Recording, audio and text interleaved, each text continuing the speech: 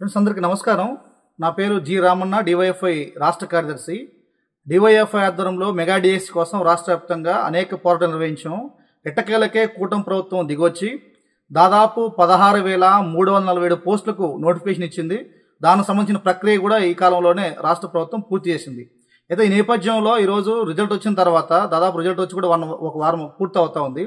ఈ నేపథ్యంలో ఈరోజు పత్రికల్లో వస్తున్న దాని ప్రకారం లేదా విద్యాశాఖ అధికారులు చెప్తున్న లెక్క దాని ప్రకారం సెలక్షన్ లిస్టు వస్తుందని చెప్తా ఉన్నారు.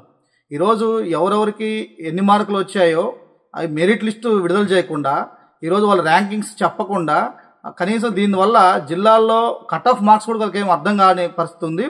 అందుకనే తక్షణమే రాష్ట్ర ప్రభుత్వం నిష్పక్షపాతంగా మెరిట్ లిస్టు ప్రకటించాలి. ఎవరికి అనుమానాలు తావు లేకుండా, గందరగోళం లేకుండా, అవినీతికి అవకాశం లేకుండా చేయాలంటే మెరిట్ లిస్టు ప్రకటించాలి. వాళ్ళ ర్యాంకింగ్స్ చెప్పాల్సిన అవసరం ఉంది. అట్లాగే జిల్లాల వారీగా కూడా కట్ ఆఫ్ అనేది వాళ్ళకు అర్థమవుతుంది. ఆ రకంగా చేయనప్పుడు మాత్రమే ఈరోజు అవినీతికి అవకాశం ఉండదు. ఇప్పటికే నిరుద్యోగులు వేల మందిలో ఈరోజు మెసేజ్లు పెడుతున్నారు, ఆందోళన చెందుతా ఉన్నారు.